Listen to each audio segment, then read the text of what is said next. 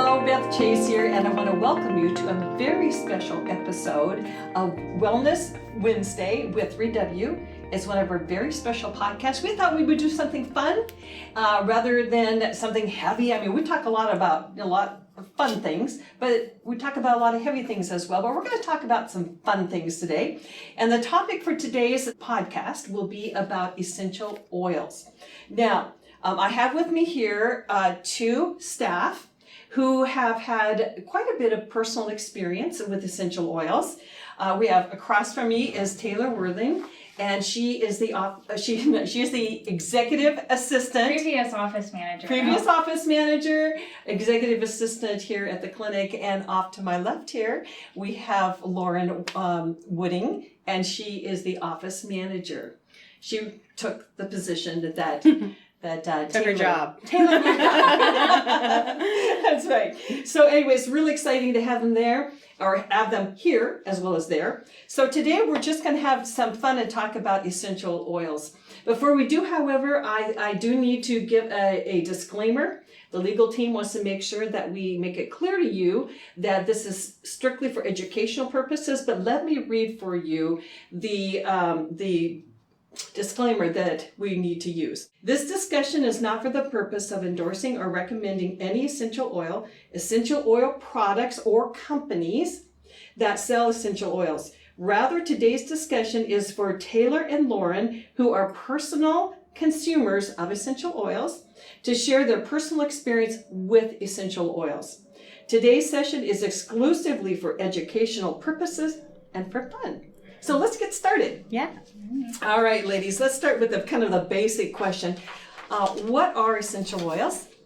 Yes, so essential oils are from the earth. They are in the form of a plant, bark, flower, or even sometimes a fruit that we are able to then take, and we're able to pull it into its most specific compounds and concentrated form. So an example would be, you think of an orange, and as you're peeling that orange, you're probably seeing some mist come off of that orange peel as you pull and rip it apart. Well, that mist that's coming off the orange is the essential oil. It is the fragrance of these properties, so of the limes, the lemons, the roses, the eucalyptus trees. That is where we are getting the essential oil. It is the most pure and concentrated form of a perfume. Mm-hmm. Well, we were kind of talking about this before we got the camera rolling. And we were talking about how, for instance, all of us love the rose essential oils. I mean, who doesn't? Yeah. But this little tiny container is very expensive. And you want to share, Lauren, why it's so expensive? Yeah. If you have good quality rose oil? Yeah. It's because they have to actually extract it from each rose petal. It takes thousands and thousands of rose petals to get it. So think about, a dozen roses is pretty expensive. So you have to use all those petals, extract it, the extraction process. So it's only like 5 milliliters, but it's really pricey because there's quality there, and it just takes so many roses. So let's talk about some do's and don'ts.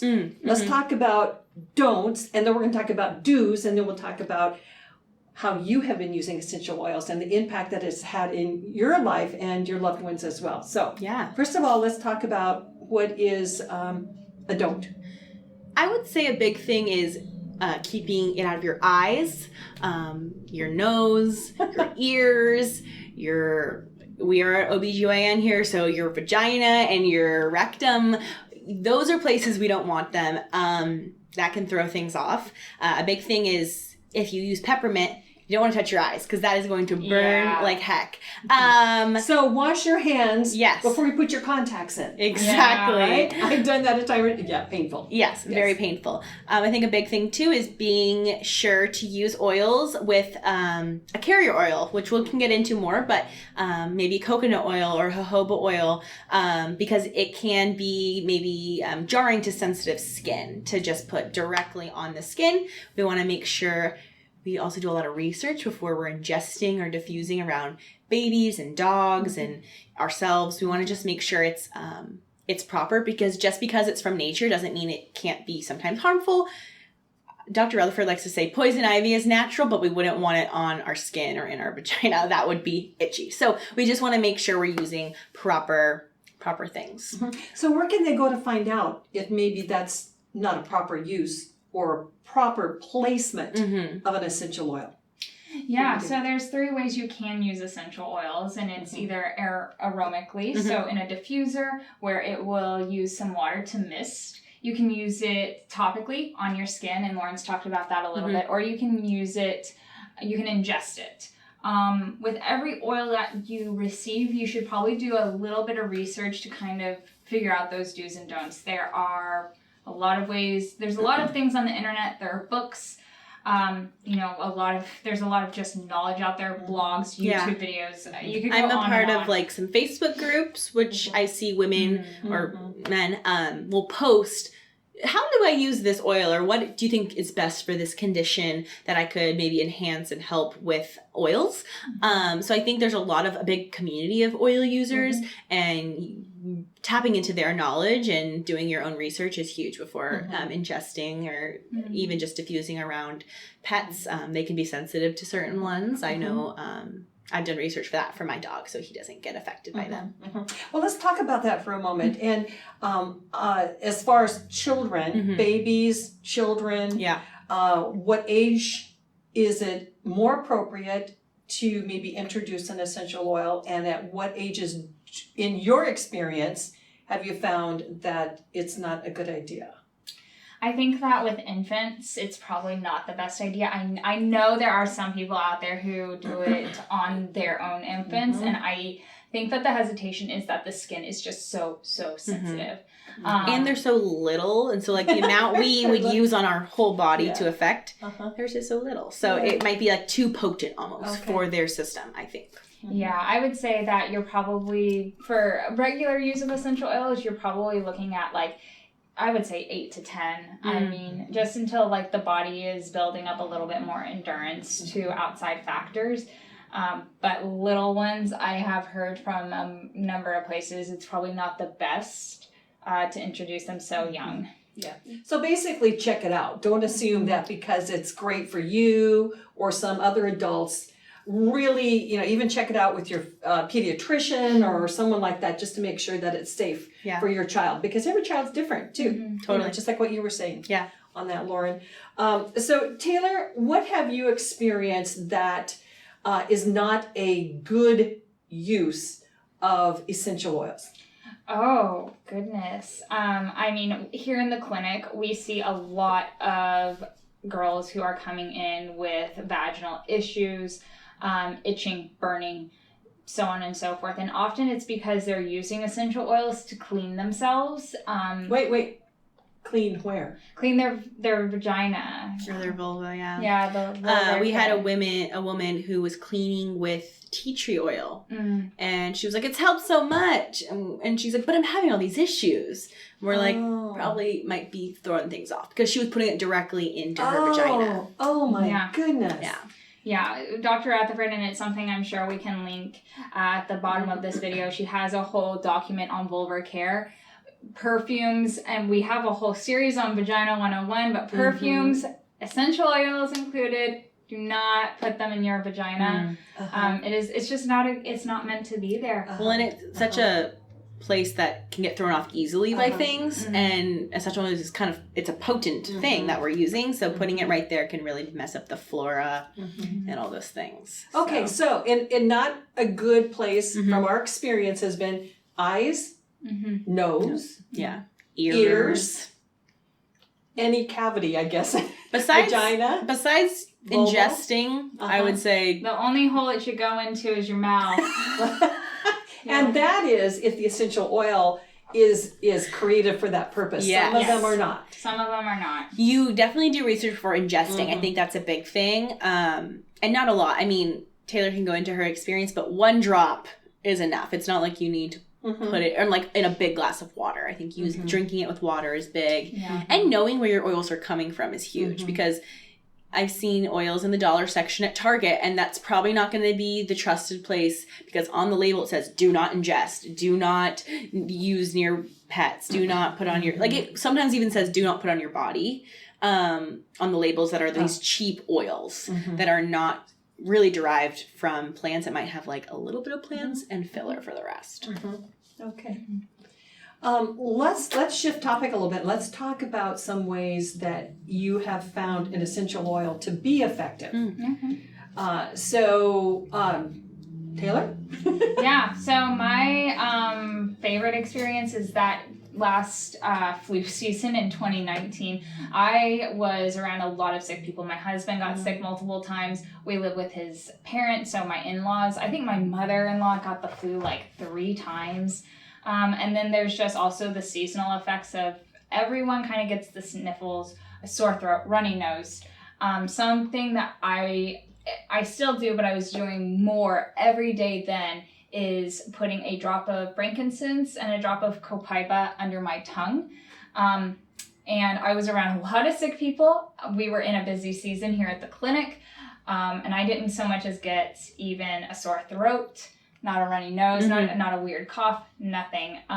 Of course, I would say that was very much paired with getting enough sleep, exercising, drinking water, things like that. So I would say that essential oils are great in helping to complement a healthy lifestyle, but at that point you can really avoid like some severe sicknesses with it. Okay. How about you, Taylor? Not Taylor? You're Taylor. Lauren. Of course, yeah. Kind of similar with sickness, but allergies. My boyfriend has terrible seasonal allergies, and I got into oils around the spring of 2019, and my friend told me about the allergy roller, which was peppermint, lavender, and lemon, and I made him a little roller like this with some coconut oil at the rest, and he would roll it on his chest, his spine, even like under his nose to just inhale when he was having an allergy attack for those seasonal allergies around spring, and they totally subsided. They were not bad at all, and he has to usually take allergy medicine every day, and he didn't have to when he was using his roller. And then when he wouldn't use his roller, he'd be like, "Where's my roller?" And so I would make a little label for him. He'd keep it in his pocket and would be out in the world rolling oils on himself. And he was kind of a skeptic. He was like, these aren't going to work. And sure enough, they worked for him. So I think support like that is great, especially when you could easily just take the medication, but to use a natural route is really awesome to see and see it work well for someone who struggled. Let's talk about the roller a little bit more. Let's talk about what's in it. Yes. And how do you make it? How do you make the formulas? Yeah, so I like to look up kind of how many drops do in each. From the Facebook pages or my friends who use them. For this one, this is an immunity roller, so it has an immunity essential oil blend from where I use it, and I do about 10 drops. Okay, so wait, you start with an empty roller. Yes, empty you get roller. It at Amazon, other places. At Amazon you can get this, and take the cap off, obviously, drop the actual essential oil, about 10 to 15 drops in this one. And then I take fractionated coconut oil, which is a liquid form of coconut oil. So there's like the solid, this one's liquid, do pumps to the top, and then I can roll it on my wrist, on my chest, on my spine, and it smells really good. It's like cinnamon fall smells, but it also can support my immunity, which is cool. And it's a cute little gold top. There's all the different colors. It's really kind of a fun DIY hobby, you know? Yeah. Okay, very good. Okay, what I would like to do is that I would like to throw out there some typical symptoms that we encounter in the Pacific Northwest particularly. And just, if you can tell me if you had an experience with it, and if so, with essential oils, and if so, what essential oil did you use for this particular symptom? Yeah. Okay? Okay. All right. Allergies. Oh, you just talked about allergies. Yeah. Okay. I like lavender, lemon, and peppermint blend, about 5 to 10 of each type. Eucalyptus is also good for the respiratory system. Taylor really likes. Yeah, I like taking eucalyptus, and if you're having rubbing it on your chest, diffusing it. I know that some people will take a hot bath and they'll put eucalyptus in their bath water so that they can kind of just sit in that and allow their sinuses to clear. Is eucalyptus, is that also a disinfectant? Or they say that it can be a disinfectant? Yeah, oils can also be, and some organizations do blends which are disinfectant, but I think cinnamon, eucalyptus, and melaleuca. Melaleuca's big, yeah. Yeah, they tend. I'm trying to think of some others, but I really can't. Maybe wild orange. Yeah. They tend to be, if put together, can be used as a disinfectant. Okay. Here's another common symptom. Sleep. I think the go-to Or is, maybe the better word is Lack of sleep. lack of sleep or unable to fall asleep. Your mind is going. I hear that a lot. Yeah. Where people say, I'm laying down and my mind is just going, and I just can't turn it off.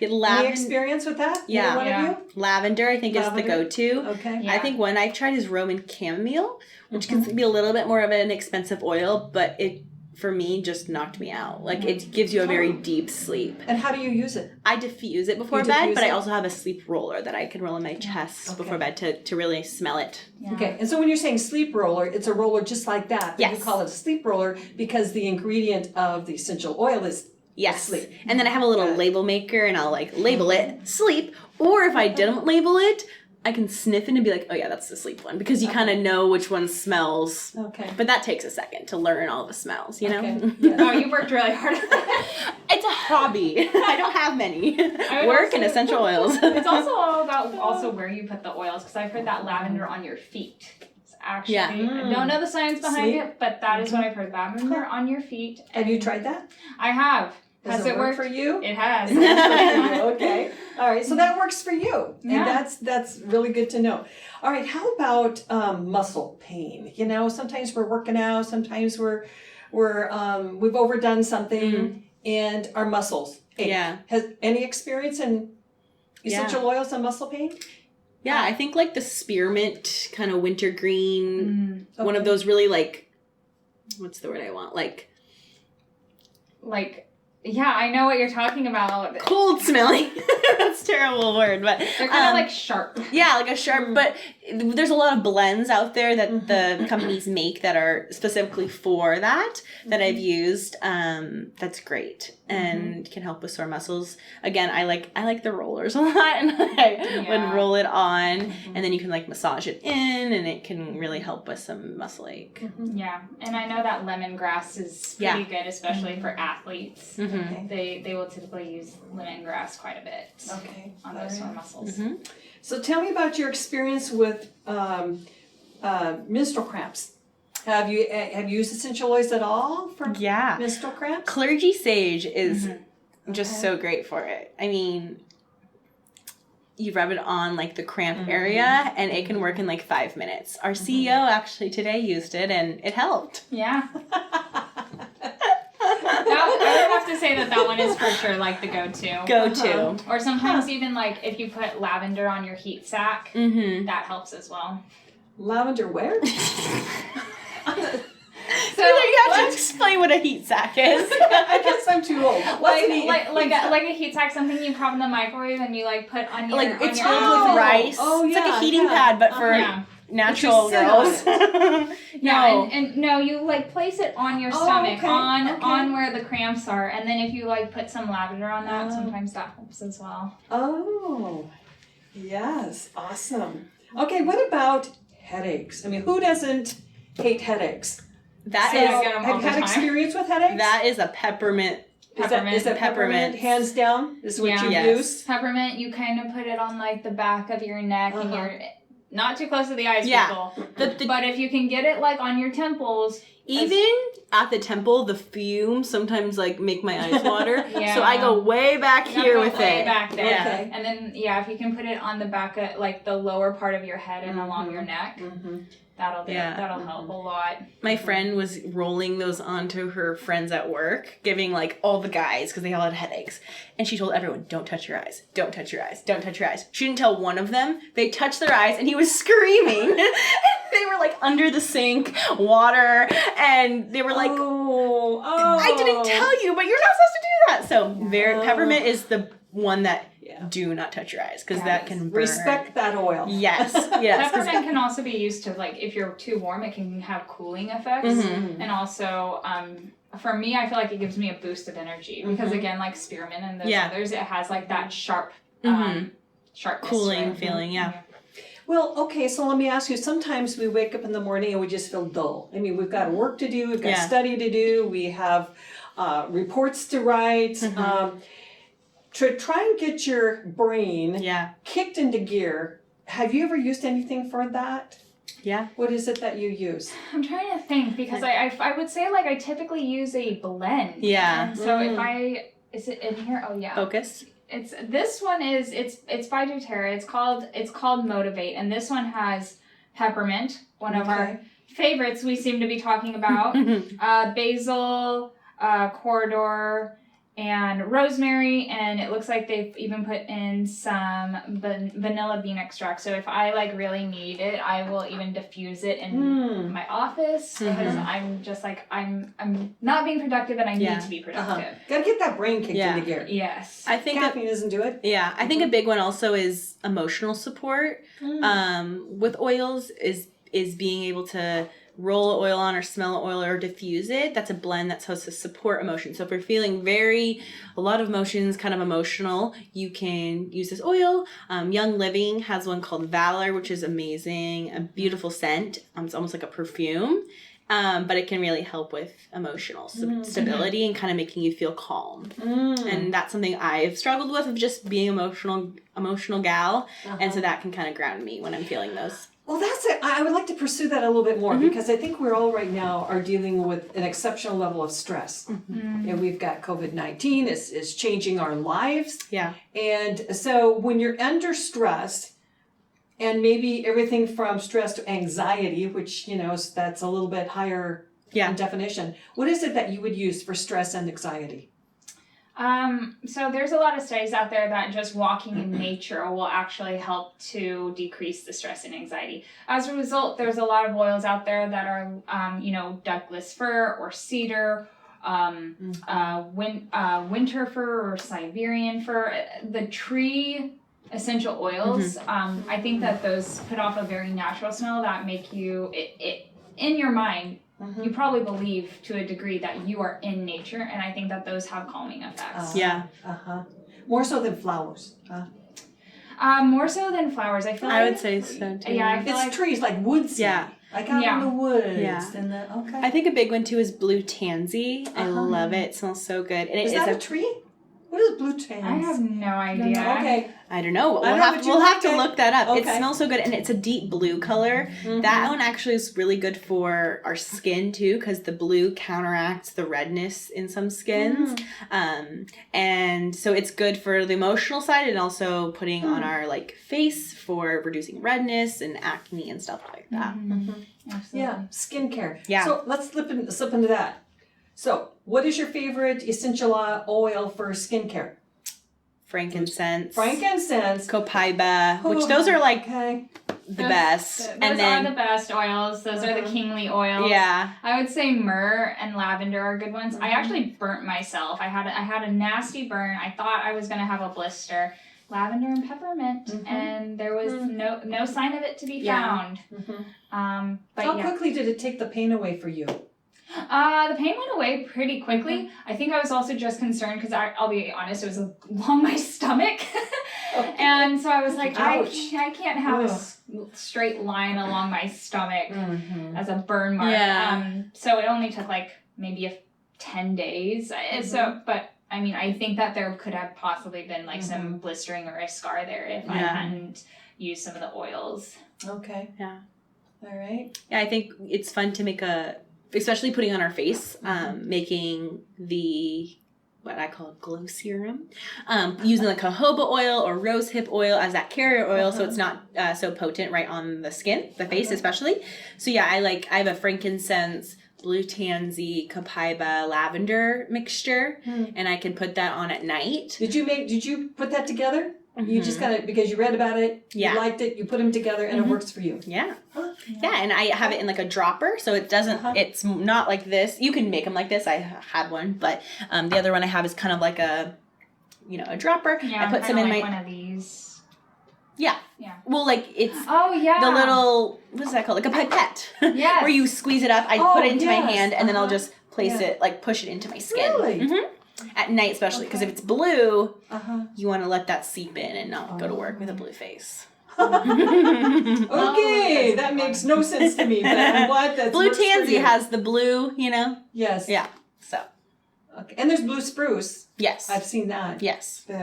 All right, let's switch another. What about bee stings or insect stings? Have you ever used it for anything for the purpose of calming down the stings or the insect bites? Melaleuca? Yeah. I have to go to Citronella. Melaleuca. Well, citronella. Am I saying that I right? have no idea. That one's good to get rid of insects. Like you can have it diffusing, and if Okay. you're outside or my friend made a bug spray with it, Ah, and it can keep the mosquitoes away. really? Mhm.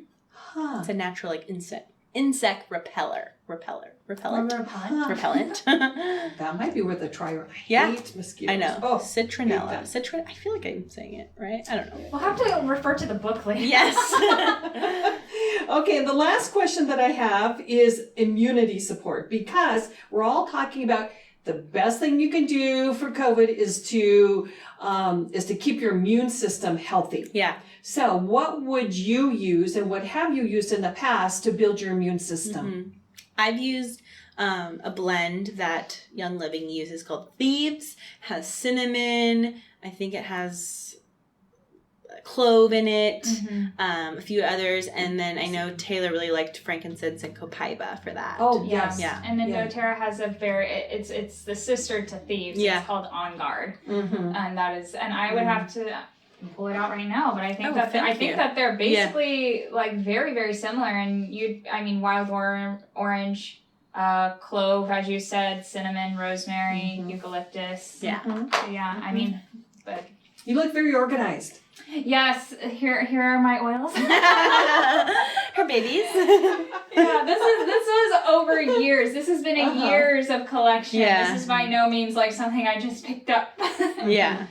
But yes, all of them do something a little different, and Uh-huh. because there's kind of so many of them, I have to like file through like a book or an app or something to figure out, okay, what does this one help with again? Yeah. But I know that there are some people that have it like to memory. Right. Okay, so one last question is, in your experience, what 4 essential oils would you always have in your first aid kit? Ooh. These My are like first aid. your first aid kit, or just making sure that Yeah. you always have these on hand. What are your 4 favorite? Okay, I think I would have to go lavender first. Mhm. Eucalyptus. It's a good Am one. I taking it? No. We'll see. I think frankincense is just powerful. I love frankincense. And my fourth would probably be, I think my Thieves blend. Mm. For the immunity support. Okay. I think that would be my 4. Yeah. Those are Okay. good ones. Yeah. Yeah, I What mean, would you have, Taylor? you heard me earlier. I mean, frankincense and copaiba would be like my go-to for sure. Gosh, yeah, I think lavender is a staple, and I think eucalyptus absolutely. So yeah, we had some Very similar. Those would be Interesting. like my go-to for like Those a would be first your aid go-tos. first Yeah. aid kit. Yeah, like you'd panic. Oh my gosh, we don't have these Yeah. in our house. I think, That's not okay. and I think you can use those in so many different ways. Okay. Like eucalyptus can be help maybe for headaches, Uh-huh. for the muscle sore, some peppermint. I would probably throw peppermint in there too. Peppermint's Yeah, a staple. Yeah. I've heard For the peppermint a lot. headaches. Yeah. Can I have 5 peppermint? Have to be 5, not 4. Got it. Okay. All right. Well, thank you, ladies, for coming and sharing your experience with essential oils. Thank you, Beth. And we need to wrap up now because we've our time is done. And I hope you all enjoyed it. This was fun. We wanted this to be fun. We wanted to have some educational pieces to it. And these are our 2 women who have had experience with essential oils, and they just wanted to share with you their experience in it. But again, I want to remind you, we are not endorsing any companies. We are not telling you that these essential oils are any solution to medical issues whatsoever. These are just strictly the experience of these women, and I hope you enjoyed that. So in wrapping this up, I just want to say, if you get a chance and you would like to know more about the 3W Medical, I encourage you to go to the 3W Medical website, which is 3wmedical.org. That's 3wmedical.org. And so when you go there, there's actually, if you go to the top, there is a tab that talks about Wellness Wednesday with 3W. And you can click on there and actually see all kinds of different podcasts that we have. And you might particularly be interested, because of our discussion today, the episodes on vagina. And the vagina care, because we had some specific talks about that. Also, I just want to mention, let's say you're having some kind of irritation with your vagina or anywhere down there, which I hear the nurses saying, oh, it's down there, we're working down there. Please, 3W is here to help you, and they can help you with that. Their exams are free of charge, and so do not hesitate in giving us a call, making an appointment, and coming in. I wanted to ask, is there anything that you two would like to say to wrap it up? Gosh, I usually do that, and I totally forgot about it, but I think it's so important. What is the one thing that you would want to leave with the listening audience? I think do your research, and you will see through that essential oils can be very powerful in supporting our day-to-day life and some kind of hiccups we might run into. Yeah, and I would say that oils they should not replace necessarily Western medicine. I mean, we have the medicine we have for good reasons, but they can help to supplement some things in your life. They can certainly be a substitute in some ways, but use with care. But also use with caution. Yeah. Respect those oils. Respect the They oils. are powerful. Stay oily, but respect the oils. So until next time, stay healthy and be well.